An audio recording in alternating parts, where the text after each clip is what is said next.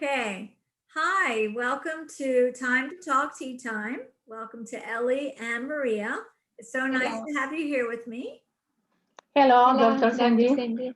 Hi, good to see you. So, I thought out just by starting, I'm going to pour a cup of tea since we are talking over tea, which to me is relaxing. That's why I do that. I mean, there are all kinds of teas with ginger, teas with chamomile, peppermint.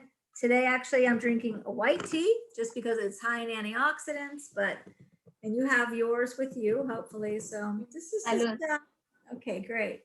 Nice time and nice way to have a conversation. And so a lot of my podcasts and videos center around cancer. Not all of them, but a lot of them do, because that's a special interest to me. And that's why I'm so grateful for both of you for coming on, because there are more and more cancer patients out there who are interested in other people's stories. So I thought that's why we could just share some of what we think they might be interested in. But it turns out that some people might email us or contact us later and ask us to talk about other topics too, having to do with your cancer. And so we might do that. Like if people have questions, they can always call in and ask us some questions later, on the website. So, and I'll give all that information at the end to anybody who's listening. So I thought if we start today with Ellie. So Ellie has had breast cancer, and I'll just let you say a little bit about it, when you were diagnosed, what kind of breast cancer, or anything you'd like to say about that. I was diagnosed in October 2015, and the type of cancer was carcinoma in situ, only on the right side of the breast. Um, I was getting my mammograms as usual, and the gynecologist recommended me to do it every 2 years since I didn't have any history of cancer. So I decided to do it every 2 years. And unfortunately, when I did that, the time that I have to get the mammogram, that's when I realized about the diagnosis. Okay, so that was a bit of a shock, I guess, right? Yes, in the beginning, I didn't believe it. Probably that was the first reaction. I didn't believe that I have cancer. Um, like I said, I didn't have any history in my family regarding cancer. And then I started realizing that after the biopsy that it was true. I mean, what was happening to me was true. So, and I know, I think we spoke about it before, that we call that healthy denial, because at first it's almost too much to take in. It's so hard to believe. And it would be even more shocking for our minds to really fully absorb all that. So a lot of women do go through that. I just don't believe this is happening, or this is me. So I started asking questions about maybe finding out why did I get it, what did I do wrong. I usually I used to eat healthy, let's say. I used to exercise. I never did drugs. I never smoked. Alcohol. No alcohol. I was breastfeeding for a long period of time, so I couldn't find the answer. And still, after 5 years, I never found the right answer about you that. didn't have any of the usual risk factors, did you? You really didn't have the usual risk factors. So No. something hidden, something that's hard to know. Yeah. So did you have a hard time finding a doctor that you liked, or how did that go? I started asking the people I met, the navigator nurse, um, other nurses, other people maybe I met, and that's when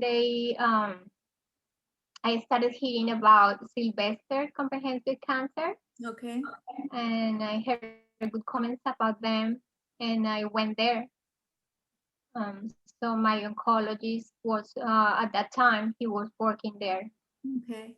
And you don't have to name any names, but I'm curious actually for both of you. So why don't we go ahead and let Maria say also your type of cancer and when, because then I have some questions that you might either one of you want to answer. So now the thing the audience doesn't know yet is that this is my mother-daughter duo. So, which is an extra, very interesting factor to me because on the one hand, you have each other to take care of each other and you both really understand what cancer is about. On the other hand, it could be an extra burden too, because it's difficult for two people to both have cancer right there in the same family. So it's a definitely, it's a two-sided thing. So Maria, what your cancer, if you'll tell us? At the beginning, I had gastro, but I realized that he didn't give me the treatment I needed. Okay. So, with some difficulties, I had to find another doctor who took my low insurance, medical insurance, because it was low and nobody wanted to take it. And afterwards, I found one, and I was lucky because he had me go admitted at the JFK the same day I saw him. And they took action at the hospital, and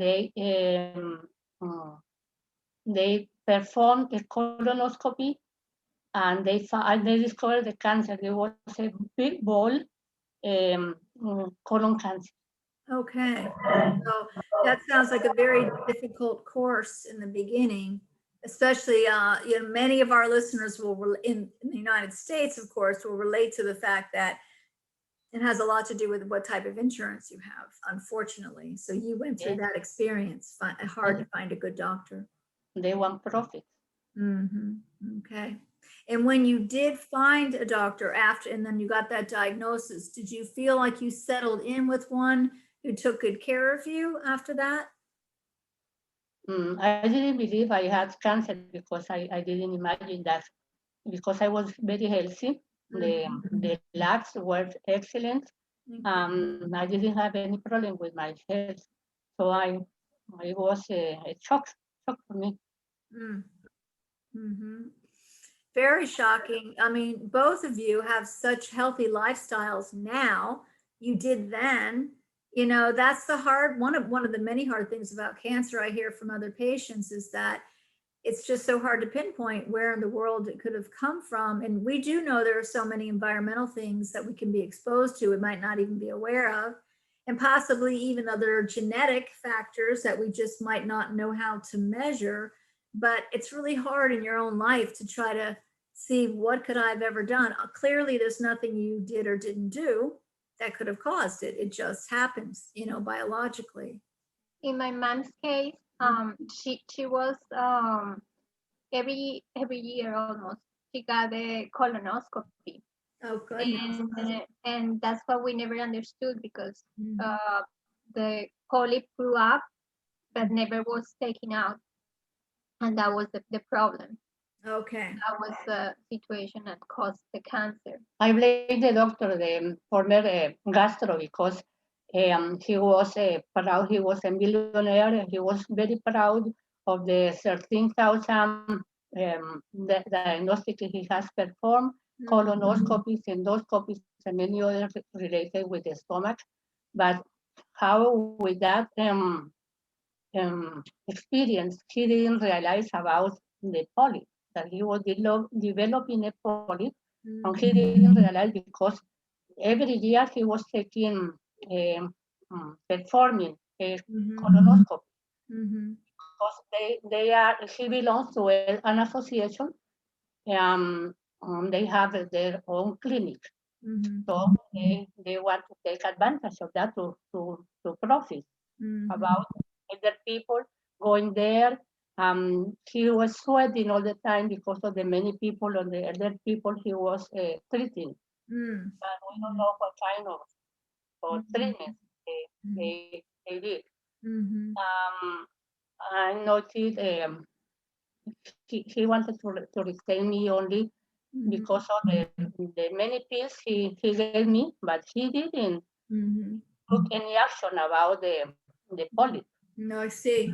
So you feel that if the polyp had been removed, that perhaps that would have prevented the cancer. Yeah. So, so given the beginnings that each of you had some difficulties, and then even it seems like the advice you were given and the course of the medical care that you received, you feel had been improper in both of your cases, as far as, and that could have set you up so that that's how it is that you ended up with cancer. And I know you both as very overcoming people. I mean, I know you as recognizing that as the possibility, but still I see you doing everything you can for yourselves. I see you living with peace of mind and living, with strength and courage and commitment. So when you began to go into treatment, you were able to put that on a shelf and just focus on your treatment and making sure you gave yourself everything you needed for treatment. How did that happen? Like, what was the biggest challenge for you for treatment? What do you think, Ellie, were your biggest challenges with treatment? Regarding the medicine or regarding myself? Both. Both. Mm-hmm. Yeah. I believe that the doctors wanted to treat very aggressively my cancer.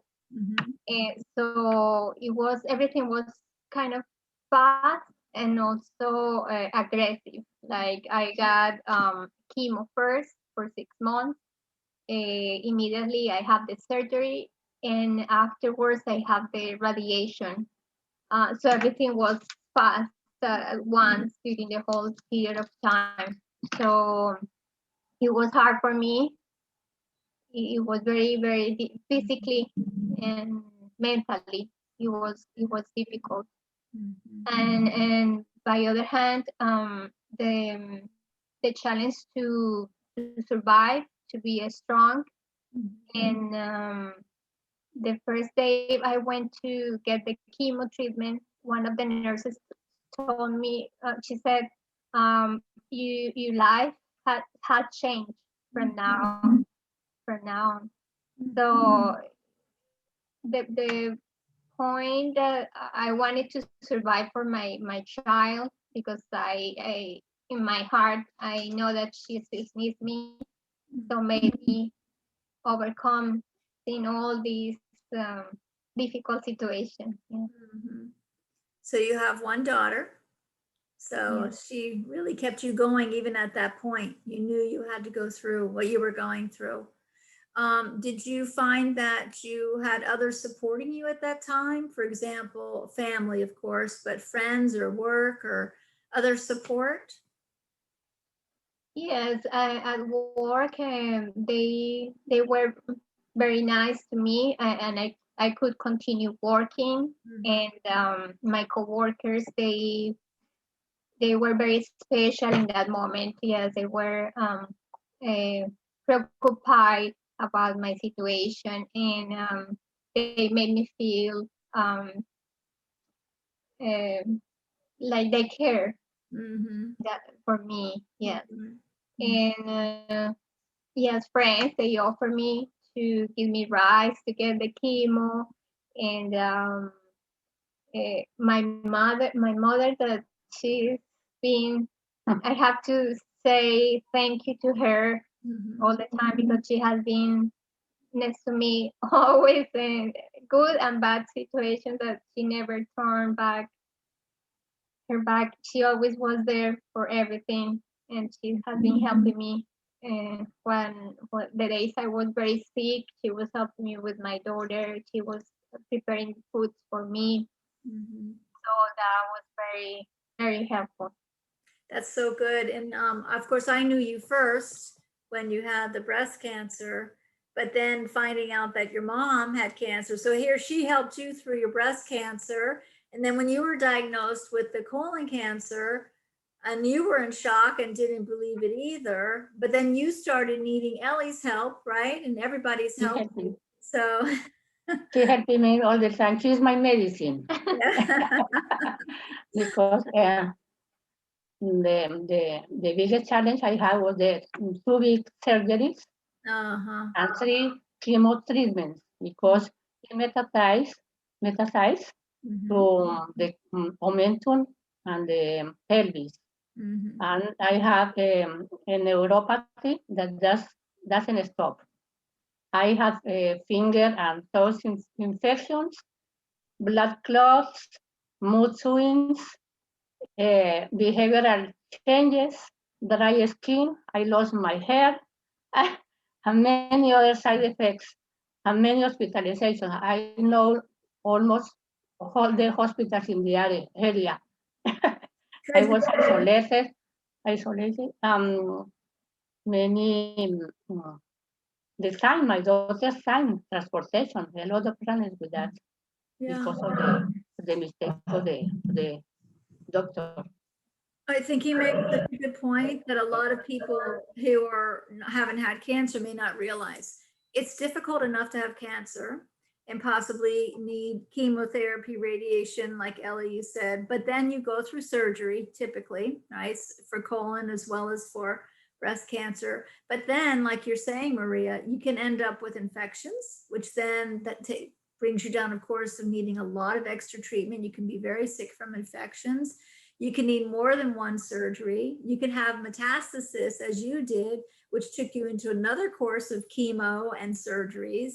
You can develop blood clots as side effects to all the treatment that you're getting. Yeah. Interesting that you mentioned mood swings because a lot of people aren't willing to admit it, but of course your mood is swinging. How in the world, can you get through all of what you're getting through? Your skin, your hair, you feel miserable all the time, and at the same time, you're still doing regular life. You have to keep life going, and you have your granddaughter, Ellie's daughter at home, so you're trying to keep life as normal as possible. I just think it's heroic. It's just amazing. And every time I saw you, the mood was up. So I guess I was fortunate, or you hiding your low moods, but just because of your Yes. determination has always been amazing to me that you continue to, even your sense of humor. Maybe you could talk about that a little bit. Where in the world did you get such a great sense of humor? Good sense of humor. Yes, because we like the funny, ¿cómo se llama? Funny American funny videos, and we laugh a lot with my beautiful granddaughter Uh-huh. and Nelly, and we have recovering all the movies at that time, like 2000, and beautiful movies, Mhm. and we have simple things. We enjoy simple things, cooking and movies, and staying at home, stay closer. That's that. That's great. And sense of humor is something that has been shown to help our health as well. I mean, it's fine. We feel better. It's important for that. And you're sharing it with family, but it also very possibly could be helping enhance your health, to maintain and explore a sense of humor. So, with your doctors, either of you, do you feel like, right now in oncology, um, we talk a lot in the clinic about the doctor having a relationship with the patient and partnering, like you're supposed to be partnering together, to make your decisions and to have your questions answered, and that you're joining together so that you also are involved in your own healthcare. You're advocating for yourself and making sure you understand and feel comfortable with everything that's happening. How has that gone for either of you? Do you feel like your doctor's partnered with you? And I know there's more than one doctor involved, but Yes, it's a team of doctors. I finally decided to have a second opinion, and we found a team of doctors are, ¿cómo se llama? You help, mhm. Sylvester, you help. And Okay. they were excellent. There are many doctors cooperating with me to restore my health. Mhm. I had the last surgery was successful. Mhm. I had, that experience was instructive. Mm. Okay. So that's another thing that I think is important, what you've said, getting a second opinion. Sometimes it requires getting Yeah. another opinion. That's every patient's right. And it's a good Or thing a to third get a. opinion. Mhm. Sometimes the third one. Mhm. So when you get a second opinion, am I correct? It's not necessarily that you think your current doctor is wrong. You just want to see what else might be available. You want to make sure of what, is that correct? Yes, Second- because the first doctor was the ¿cómo se llama? Oncologist was good, but he didn't have the resources, like the clinic, a big clinic. Okay. So He he was said, good, but he couldn't give me all the medical Mhm. attention I required. Mhm. Mhm. That makes sense. Sometimes you have to get to a big center or to an area where there's a doctor that sees more patients with your type of cancer. So they can see all the different nuances that could go on, but there's also a team of doctors, right? That are working together to help you. Yeah, So. there are many specialists. I never had so many specialists in my life. Really? I had at least 20 for me. That's incredible. And Ellie, the same thing with you. You feel like your doctor's partnered with you? yes, I have several doctors from several um, clinics. I mean, no, from the same like my mom does now. So I have it's important too because I have uh, these doctors are knowledge in they have different information and in they were helping me through this process. So I have a relation, yes, with the first oncologist. I couldn't see him often because he was working in another area too. So I was more in contact with the nurse practitioner. So she was instructed, I guess, by him, and she was the one who was closer to me during the chemo process. Then I found the surgeon, and he had a lot of experience. Yeah, he gave all the also the statistics about um, the this type of cancer and how he was doing also surgeries in the past regarding this breast cancer. And finally the radiology oncology, that was the last part of the treatment. And he was from the same company that you used to work. Yeah. And I was there for maybe 30 days in a row. And he was very nice. The surgeon couldn't take my insurance anymore, so I have to continue with him. He knew about the situation and he continued, even though he was trying to cover what the surgeon couldn't do. Yes, so he was following up with me every 6 months, and it was helpful because I felt like protected. No, if I have any doubt or any medical issue, he was advising, he was helping me. Great. Yeah.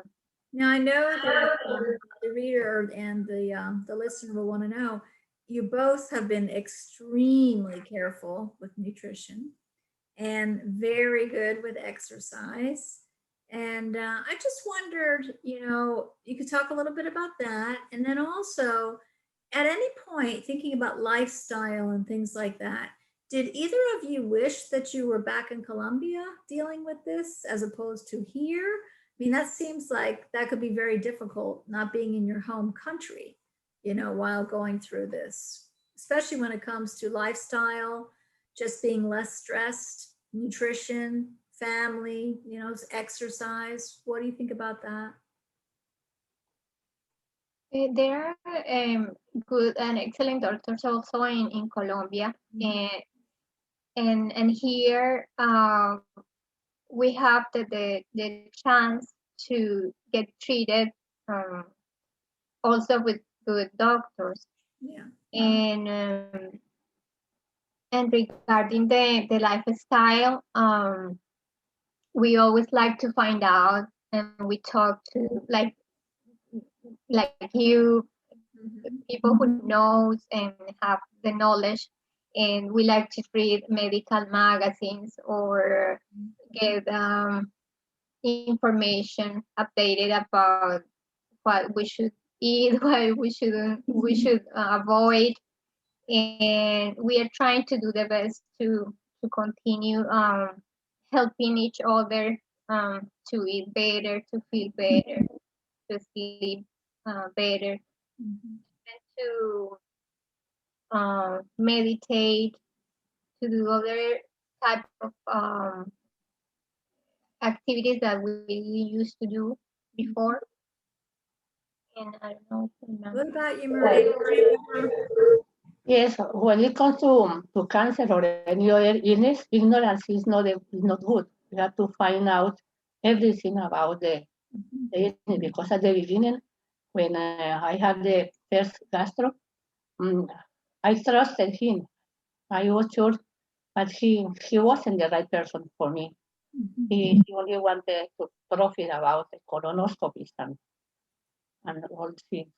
But ignorance is not good. We have, if it's an abnormality is found, we have to find out about it, to ask people who had that illness or cancer, um, and learn about them, and listen your body signals.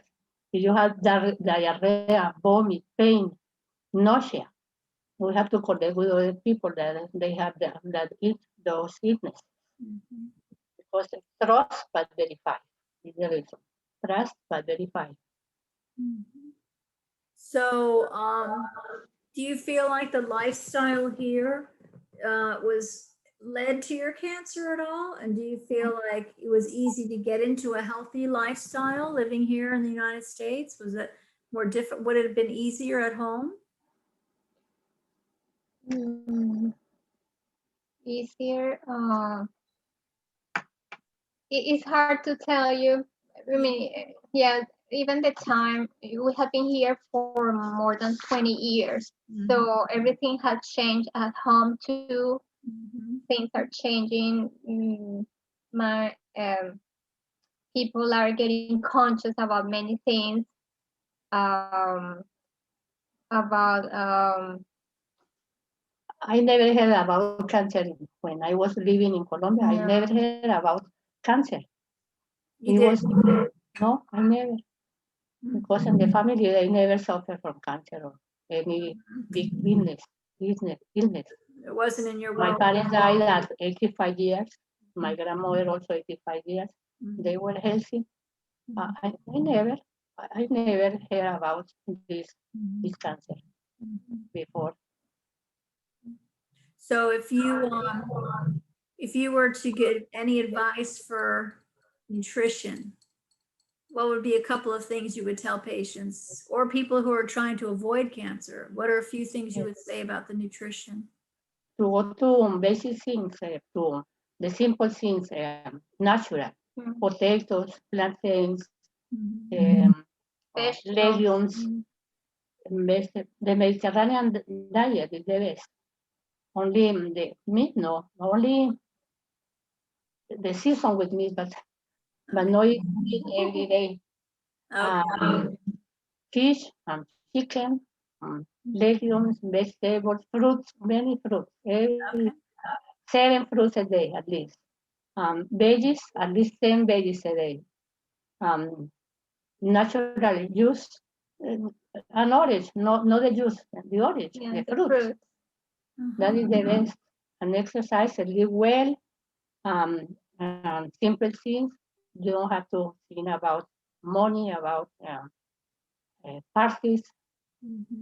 avoid the stress. Avoid stress Yes. and live well. So live with simplicity, I hear. Simplicity, yes. You don't eat probably any processed foods, do you? I don't think you have any No. processed foods in your diet. No, Not really. we are not allowed to have a sausage here because Eli doesn't allow it. We're trying to come back to the old times of like microwaves. We don't like boil microwaves. potatoes, boil plantains, boil We have a good treat. spices. We Some get spices. treats once in a while, no? We get treats. And too. water, no juice, no sodas, only water. with lemon, lemon, a lot of Water lemon. with lemon. Well, it sounds really healthy, actually. It's Yeah. good. And like, what about the exercise part? Daily exercise. You're both doing daily exercise, which is important. I don't like to exercise, but I want to walk. We walk She about likes every walking. night. Mhm. But sometimes exercise, chair yoga, chair yoga. Mhm. Yeah, so even if, like, I know with chemo, you can't always get out and walk because you don't have the energy. So you've done the chair yoga if Chair yoga. necessary. And, so because of what you've been through, you have a lot of hope to offer other people. Do you think that having cancer, it's changed your life a lot? And has it changed you a lot? Like, how has it changed your lives first? Let me hear that. Like, how is your life different now? Good and bad, since you had cancer. Now that I learned a lot about the cancer because I took this illness with calm. I didn't, at the beginning, no, I wasn't afraid. I was praying. I was sure that God was helping me. I prayed a lot, and I had a beautiful family. My daughter, especially my granddaughter, beautiful. My grandsons, my son is, mm, ¿cómo se dice? Helping me. My sisters, they are my nephew and his little baby. That is my family. It's a short family, but we are close. And Ellie is taking care of me, and I appreciate it with love. And she is my medicine. We enjoy simple pleasures. I just, No more. We close on family. Mhm. So that's a beautiful part of how such something really difficult can bring people even closer. You were already a close family, but it just really brought those bonds closer because you're there to help each other. And your faith, has it changed you? You mentioned prayer. Has it changed your faith in some way, Yeah. or? Yeah, I learned to accept my condition, and Okay. I took it with calm. I don't have problem. Mm, mm, I appreciate life, the nature, books, simple things. Yeah, thank God I don't suffer from isolation or loneliness because I don't like that. I have my family with me, and this is the most important. That's so beautiful. That's such an important point that for others that don't stay in isolation. It's really important Yes, to be isolation. with others and yeah, and to look I to. don't like to go to a hospital to die there alone. I prefer to die here at home Mhm. without any problem. Well, that must have been hard for you being in the hospital during COVID because you couldn't have visitors, or did they let Ellie in while you were in the hospital? No, Yes, right?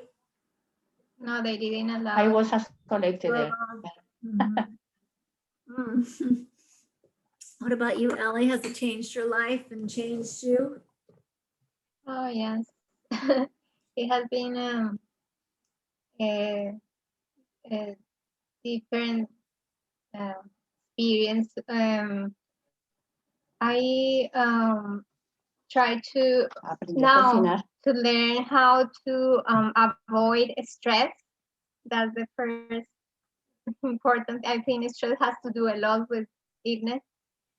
So that's my first goal. Así, I'm still trying to to do it every day. It's not easy, but also to try to don't pay too much attention to small things. Like Okay.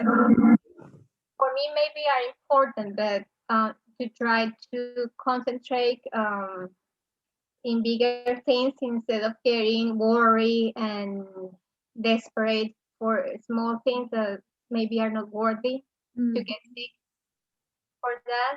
Instead, like my man said, my faith has increased more in these difficult times. And what I try is to release that tension and that pressure Mhm. to a divine energy to God instead of trying to do or change things that I have no the power to do it. Mhm. So I'm praying more and more every day, and that's like the way that I'm meditating right now. Actually, I cannot go to bed without praying, Mhm. and it's helping. It's helping because I release all this pressure and sadness and tension, and I'm trying to breathe, and in the meantime I'm asking God to help us, and have faith. That's the most important thing. Yeah. I am not preoccupied with anything now. I have no plans for anymore. I don't have any plans. I don't plan. I feel safe with that God and the Virgin Mary and all the saints. I do not have fear anymore. I would like it to die in the last surgery, but I was sure God was with me. Mhm. I already passed the worst moments as a cancer survivor. Nothing is as important as praying. Mhm. Mhm. So amazing how you've come and evolved to that after your experience, because when I see patients, some of the hardest things they talk about is acceptance, getting calm, like you said, Ellie, not getting worried about all those small things, seeing the big picture, being able to give up control over things that you really can't fix anyway. Every single thing you're mentioning, both of you, seem to be the similar troubles that anyone has, but we're talking about oncology today, similar troubles with cancer, coming to terms with, first of all, how did I even get this? I don't believe it. And then adjusting to that. And like you said, ignorance is not good for cancer. You've got to get knowledgeable about your cancer. You have to start talking to people who've had it. You have to question the doctor sometimes, find out, is this right for me or not? What's happening? And then after that, in your own personal lives, there's so much to go through.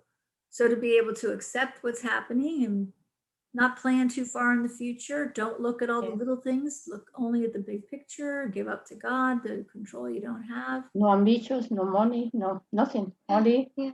cooking. Cooking. So the one Ellie learns how to cook during this time. This is She the learned first how to time. cook. Yeah. After many years. really. Yeah. So after all that, you turn your focus to living and cooking and then the family and how everybody is. Yeah. So, oh my goodness gracious. So, anything else you can think about that maybe this has made you think about your experience that I haven't even asked because I don't know to ask it, like it was unusual or interesting or anything else like that that you want to take this opportunity to say? Anything at all about either the medicine or the people or anything? I tried to cover everything I could think of that would be important.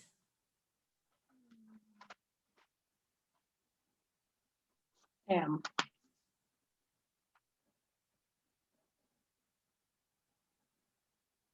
no, you must look at elsewhere to get actual healing. I already passed the worst moments as a cancer survivor.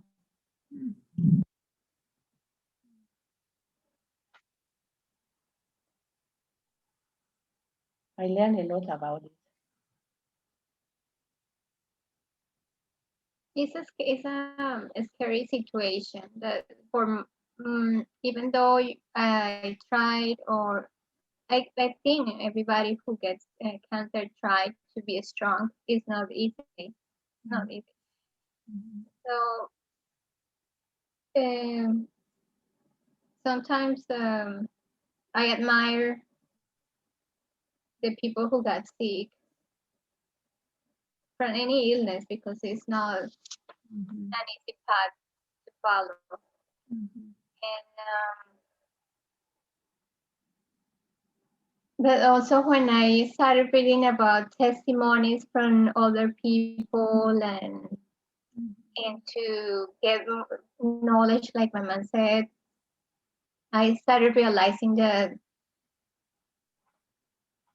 experiences really help also to make you a little bit stronger and to understand that you are not alone, that there are many people in maybe perhaps in worse situation that we are.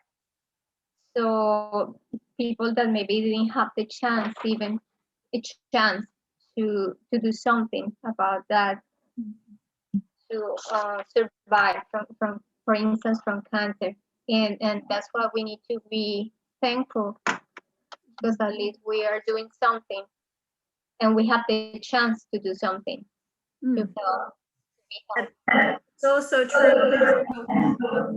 I think I want to end that because I really think that what you just said is exactly what's going to happen and why we're doing this today. You know, you were searching for help and for solace, and you found it by looking at other people's stories. And that's why I think it's so important doing exactly what we're doing here today, sharing other people's stories.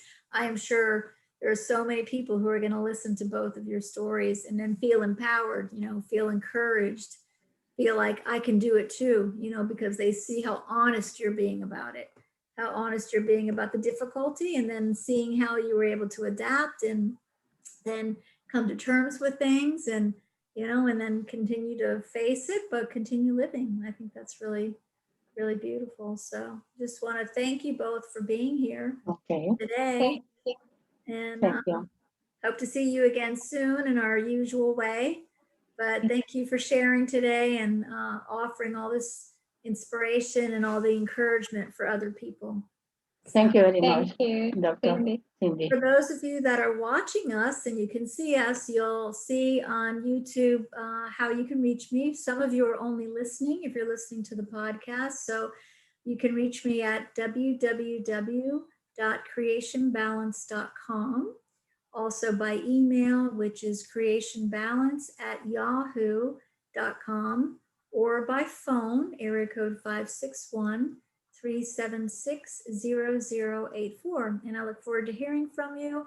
Any questions or comments or anything else you'd like to ask my participants today, and maybe we'll bring them back on.